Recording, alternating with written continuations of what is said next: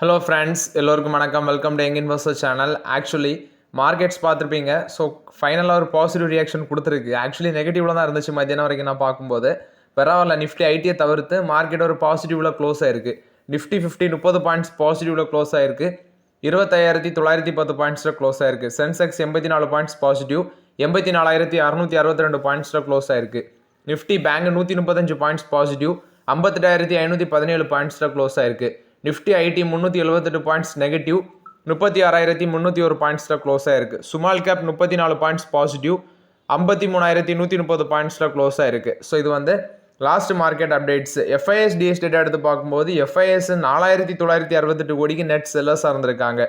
DS 8,461 கோடிக்கு net பயாஸாக இருந்திருக்காங்க. FIs எவ்வளோத்துக்கு exit பண்ணியிருக்காங்களோ அதுக்கு ஈக்குவலாட்டி எஃப்ஐஎஸ் பார்த்தீங்கன்னா நெட் பயாஸாக இருந்திருக்காங்க. ஃபர்ஸ்ட் பார்த்தீங்கன்னா டாடா மோட்டார்ஸோட ரிசல்ட்ஸ் வந்திருக்கு. டாடா மோட்டார்ஸ் பர்சனல் வெஹிக்கிளோட ரிசல்ட்ஸ்.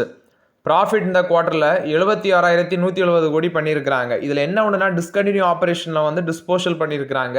ஸோ அது மூலமாட்ட ஒரு எக்ஸப்ஷனல் கெயின் 82,616 கோடி எக்ஸப்ஷனல் கெயின்ஸில் வந்திருக்கு. அதனால ப்ராஃபிட் கன்சாலிடேட் நெட் ப்ராஃபிட் 76,170 கோடியாக இருக்குது. ரெவன்யூ ஃப்ரம் ஆப்ரேஷன் 71,714 கோடியாக இருக்குது. இது 13% அடி வாங்கியிருக்குன்னு சொல்லியிருக்கிறாங்க.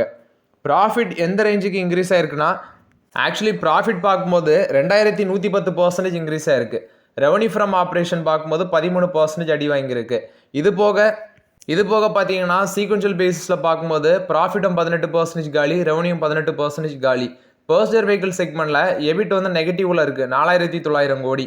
அது மட்டும் இல்லாமல் ஜேஎல்ஆர் செக்மெண்ட் எடுத்து பார்க்கும்போது அது பயங்கரமாக அடி வாங்கியிருக்கு. ஜேஎல்ஆர் செக்மெண்ட் ப்ராஃபிட் பிஃபோர் டேக்ஸ்லாம் 5,500 கோடி நெகட்டிவ்ல போயிருக்கு. டொமஸ்டிக் ஆப்ரேஷன் எடுத்து பார்க்கும்போது H1 ஃபினான்ஷியல் 26ல் இவங்களோட பிஸ்னஸ் ப்ராஃபிட் பிஃபோர் டேக்ஸ் பயங்கரமாக அடி வாங்கியிருக்கு. ஏன்னா ப்ரீவியஸ் இயரில் 13,900 கோடி இருந்தது, இப்போ -1,500 கோடியில் இருக்குது.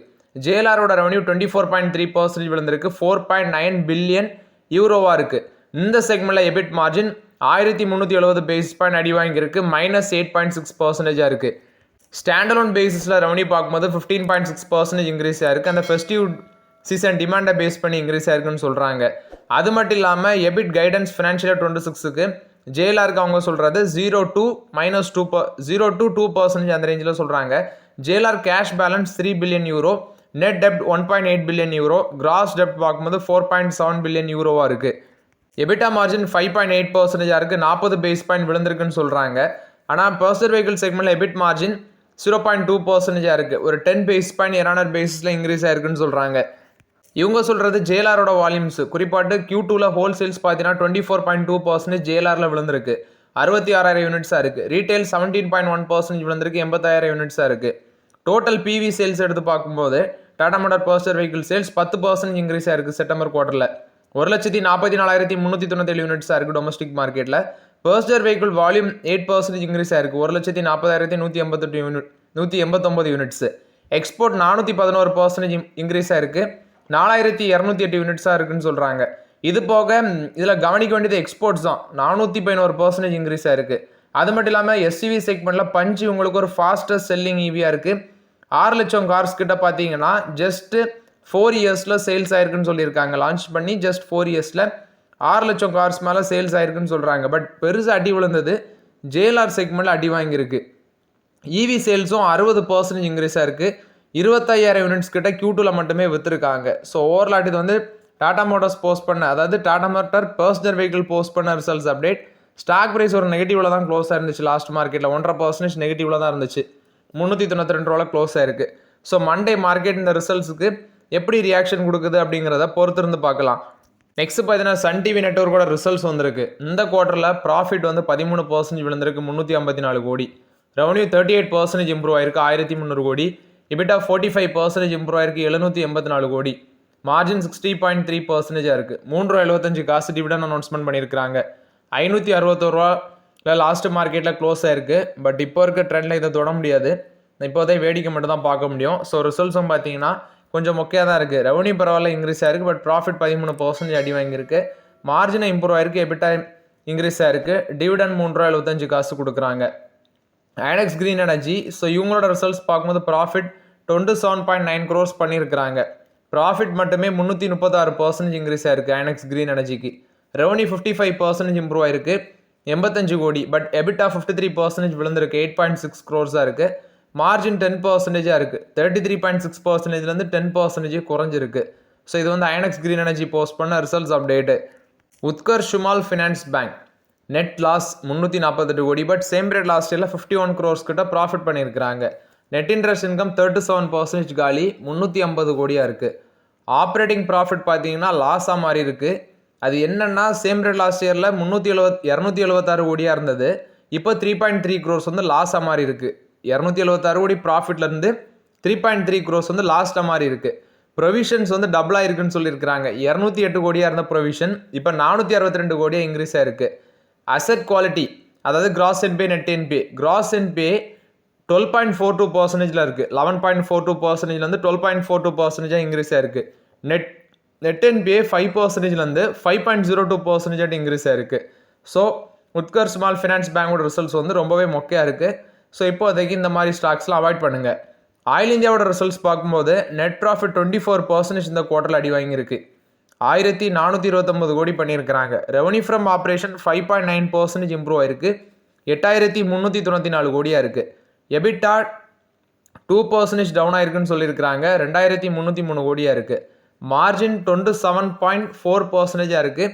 ஆக்சுவலி இது வந்து 29.7%லேருந்து 27.4% அடி வாங்கியிருக்கு. 3.50 காசு டிவிடன் அனௌன்ஸ்மெண்ட் பண்ணியிருக்கிறாங்க. இது வந்து ஆயில் இந்தியா போஸ்ட் பண்ண ரிசல்ட்ஸ் அப்டேட்டு. நெக்ஸ்ட் பார்த்தீங்கன்னா கிளென்மார்க் ஃபார்மா, இவங்களோட ப்ராஃபிட் 72% இன்க்ரீஸ் ஆயிருக்கு, 610 கோடியாக இருக்குது. ரெவன்யூ பார்த்தீங்கன்னா 76% இன்க்ரீஸ் ஆயிருக்கு, 6047 கோடி. எவிட்டா 2360 கோடியாக இருக்குது. இதுவும் பயங்கரமாக இம்ப்ரூவ் ஆயிருக்கு. மார்ஜின் பார்த்தீங்கன்னா 17.5%லேருந்து 39% இம்ப்ரூவ் ஆயிருக்கு. ஸோ கிளென்மார்க் ஃபார்மாவோட இந்த குவார்டர் ரிசல்ட்ஸ் ஒரு நல்ல ரிசல்ட்ஸ் தான் போஸ்ட் பண்ணியிருக்கிறாங்க. எக்ஸைட் இண்டஸ்ட்ரீஸோட ரிசல்ட்ஸ் பார்க்கும்போது இந்த குவார்ட்டரில் அவங்களோட ப்ராஃபிட் மட்டுமே 25% அடி வாங்கியிருக்கு, 172 கோடி. எபிட்டா 17% விழுந்திருக்குன்னு சொல்லியிருக்கிறாங்க, 391 கோடியாக இருக்குது. ரெவன்யூவும் ஒரு 1.5% விழுந்திருக்கு, 4365 கோடி. மார்ஜின் 10.6%லேருந்து 9%-ஆக குறைஞ்சிருக்குது. ஸோ எக்ஸைட் இண்டஸ்ட்ரீஸோட ஷேர் ப்ரைஸ் லாஸ்ட் மார்க்கெட்டில் 381 க்ளோஸ் ஆச்சு, ஒரு ஃப்ளாட் பாசிட்டிவ் ட்ரெண்டில் க்ளோஸ் ஆச்சு. பட் இது ரொம்பவே எக்ஸ்பென்சிவ். அமர் ராஜா வேணா இந்த பேட்டரி செக்மெண்ட்டில் நீங்கள் ஃபோக்கஸ் பண்ணுறீங்கன்னா அமர் ராஜாவை ஃபோக்கஸ் பண்ணிக்குவாங்க. எக்ஸைட் வந்து ரொம்பவே எக்ஸ்பென்சிவாக இருக்குது.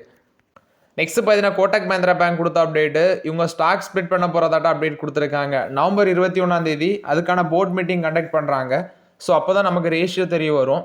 ஸோ இதுக்கு முன்னாடி அவங்க கொடுத்துருக்காங்க stock split. So after 15 years பார்த்தீங்கன்னா எகெயின் வந்து Kotak Mahindra bank stock split பண்ண போகிறாங்க அப்படிங்கிற அப்டேட்டை ஷேர் பண்ணியிருக்கிறாங்க. இதுக்கு முன்னாடி இப்போ கரண்ட் ஃபேஸ் வேல்யூ 5 இருக்குது. அவங்க எந்த ரேஷியோவில் ஸ்ப்ளிட் பண்ண போகிறாங்கன்னு தெரில. பட் அது வந்து நவம்பர் 21 தான் தெரியும். இதுக்கு முன்னாடி எப்போல்லாம் கொடுத்துருக்காங்கன்னா 2000, 2004, 2005, 2010 இந்த டைம்ஸ்லலாம் அவங்க வந்து பார்த்தீங்கன்னா ஸ்டாக் ஸ்ப்ளிட் கொடுத்துருக்காங்க. இப்போ மறுபடியும் ஸ்டாக் ஸ்ப்ளிட் பண்ண போகிறதாட்ட அப்டேட் கொடுத்துருக்காங்க.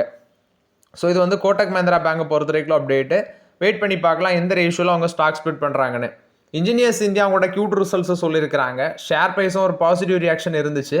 ப்ராஃபிட் இந்த குவார்ட்டரில் 34% இன்க்ரீஸ் ஆயிருக்கு, 921 கோடி பண்ணியிருக்கிறாங்க. ரெவன்யூ வந்து 34% இம்ப்ரூவ் ஆயிருக்கு, 921 கோடியாக இருக்குது. எபிட்டா டபுள் ஆயிருக்கு, 92% இன்க்ரீஸ் ஆயிருக்கு, 120 கோடியாக இருக்குது. மார்ஜின் 9%லேருந்து 13% இம்ப்ரூவ் ஆயிருக்கு. பட் நெட் ப்ராஃபிட் பார்த்தீங்கன்னா 16% விழுந்திருக்கு, 83 கோடியாக இருக்குன்னு சொல்லியிருக்கிறாங்க. ஸோ இது வந்து ப்ராஃபிட் அடி வாங்கியிருக்கு, ரெவன்யூ எபிட்டா மார்ஜின் எல்லாம் இம்ப்ரூவ் ஆயிருக்கு. இன்ஜினியர்ஸ் இந்தியா கொடுத்த Q2 ரிசல்ட்ஸ் அப்டேட்டு. நெக்ஸ்ட் பார்த்தீங்கன்னா டாடா ஸ்டீல் என்ன முடிவு சொல்லியிருக்காங்கன்னா அவங்க வந்து இந்த குவார்ட்டர் ரிசல்ட்ஸ் எடுத்து பார்க்கும்போது கொஞ்சம் பரவாயில்ல. அவங்க சில முடிவுகள்லாம் எடுத்திருக்காங்க. ஃபஸ்ட்டு இந்தியாவில் வந்து பார்த்தீங்கன்னா அவங்களுக்கு பிஸ்னஸ் நல்லா இருக்குது, ப்ரொடக்ஷனும் லிஃப்ட் பண்ணுறாங்க, ப்ராஃபிட்டு ஃபினான்ஷியல் பெர்ஃபார்மன்ஸ் எல்லாமே இம்ப்ரூவ் ஆயிருக்கு. ஆனால் யூகேல எடுத்து பார்க்கும்போது ஸ்டில் அங்கே வந்து பார்த்தீங்கன்னா பெயின் இன்னும் இது கண்டினியூ ஆகிட்டு தான் இருக்குது. யூகேல அவங்களுக்கு வந்து சில ப்ராப்ளம்ஸ் ஃபேஸ் பண்ணிட்டு தான் இருக்கிறாங்க. ஒரு பக்கம் அங்கே சில ரீஸ்ட்ரக்சரிங் பண்ணுறாங்க, அது ஒன்று. நெக்ஸ்ட் சீப் இம்போர்ட் வந்து யூகேக்குள்ளே ஸ்டீல் வர்றதுனால இவங்களுக்கு அங்கே பிஸ்னஸ் அடி வாங்குது அப்படின்னு சொல்கிறாங்க. இதனால ஷார்ட் டைமில் இவங்களோட டொமஸ்டிக் ஸ்டீல் மேக்கிங் அந்த ப்ரொடக்ஷன் கெப்பாசிட்டி மேபி கொஞ்சம் ஷார்ட்டேஜ் ஆகலாம் அப்படிங்கிற அப்டேட்டும் கொடுத்துருக்காங்க. பட் ஃபினான்ஷியல் பெர்ஃபார்மன்ஸ் ப்ராஃபிட் எல்லாமே இம்ப்ரூவ் ஆகுது. இந்தியாவில் அவுட்புட்டு நெக்ஸ்ட் வந்து காஸ்ட் கட்டிங் இதெல்லாம் பண்ணி ஃபினான்ஷியல் பெர்ஃபார்மன்ஸ் நல்லா கொண்டு வந்தாலும் அவங்களுக்கு பெரிய தலைவலியாக இருக்கிறது யூகே தான் அப்படின்னு சொல்லி அப்டேட் கொடுத்துருக்காங்க. பாரத் எலக்ட்ரானிக்ஸ் லிமிடெட் இவங்க வந்து 871 கோடி ஒர்த் ஆஃப் ஆர்டர் வின் பண்ணியிருக்கிறதாட்டு சொல்லியிருக்காங்க டிஃபென்ஸ் செக்மெண்ட்டில். ஸோ இது வந்து பார்த்தீங்கன்னா ஃப்ரெஷ் ஆர்டர். இது வந்து பாரத் எலக்ட்ரானிக்ஸ் லிமிடெட் கொடுத்த அப்டேட்டு. ஜிஎம்டிசியோட ரிசல்ட்ஸ் வந்திருக்கு. ஸ்டாக் வந்து இன்னைக்கு விழுந்துருந்துச்சு மார்க்கெட்டில். நெட் ப்ராஃபிட் 466 கோடி பண்ணியிருக்கிறாங்க. ஆக்சுவலி இது ஒரு நல்ல ப்ராஃபிட் தான். ஏன்னா 128 கோடியிலேருந்து 466 கோடி ப்ராஃபிட் பண்ணியிருக்காங்க. பட் இந்த ப்ராஃபிட் வந்து ஒன் டைம் கெயின் மூலமாட்டும் வந்திருக்கு. ஒரு 474 கோடி ஒன் டைம் கெயின் மூலமாட்டும் இவங்களுக்கு வந்திருக்குன்னு சொல்லியிருக்கிறாங்க. ரெவன்யூ 11% விழுந்திருக்கு. இங்கே தான் பிரச்சனையே இருக்குது. ரெவன்யூ 11% விழுந்திருக்கு 527 கோடி. எபிட்டா பார்க்கும்போது 51% விழுந்திருக்கு 69 கோடி. எபிட்டா மார்ஜின் 10 பேசிஸ் பாயிண்ட், அதாவது 10% பாயிண்ட்ஸ் பார்க்கும்போது விழுந்திருக்கு. 24%லேருந்து 13.2% குறைஞ்சிருக்குன்னு சொல்லியிருக்கிறாங்க. ஸோ இது வந்து பார்த்தீங்கன்னா ஜிஎம்டிசி போஸ்ட் பண்ண ரிசல்ட்ஸ் அப்டேட்டு. நெக்ஸ்ட் கோதாவரி பவரோட கியூட் ரிசல்ட்ஸ் வந்திருக்கு. நெட் ப்ராஃபிட் 161 கோடியாக இருக்குது. 1.5% இம்ப்ரூவ் ஆயிருக்கு. ரெவன்யூ 3% இன்க்ரீஸ் ஆயிருக்கு 1307 கோடி. எபிட்டா 5% இன்க்ரீஸ் ஆயிருக்கு 259 கோடியாக இருக்குது. ஸ்டேட் பேங்க் ஆஃப் இந்தியாவில் foreign institutional investors, domestic institutional investors ஸ்டேக்கை ரைஸ் பண்ணியிருக்கிறாங்க ஸ்டேட் பேங்க் ஆஃப் இந்தியாவில். ஆக்சுவலி இதில் பார்க்கும்போது ஃபாரின் இன்ஸ்டிடியூஷனல் இன்வெஸ்டர்ஸ் 9.57% ஸ்டேக்கை ரைஸ் பண்ணியிருக்கிறாங்க. டொமஸ்டிக் இன்ஸ்டிடியூஷனல் இன்வெஸ்டர்ஸ் 27.65% ஸ்டேக்கை ரைஸ் பண்ணியிருக்கிறாங்க செப்டம்பர் குவார்ட்டரில். ஏன்னா அவங்க லாஸ்ட் போஸ்ட் பண்ண ரிசல்ட்ஸில் எஸ்பிஐயோட ரிசல்ட்ஸ் பார்க்கும்போது 10% standalone net profit improve ஆயிருந்துச்சு.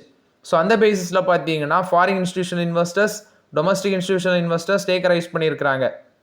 Indian Hotels company limited இவங்க வந்து ஒரு share subscription cum purchase agreement Spares Infratech private limited கூட போட்டிருக்காங்க. அந்த கம்பெனியில் 51% ஸ்டேக் வந்து இவங்க அக்யூசிஷன் பண்ணியிருக்காங்க.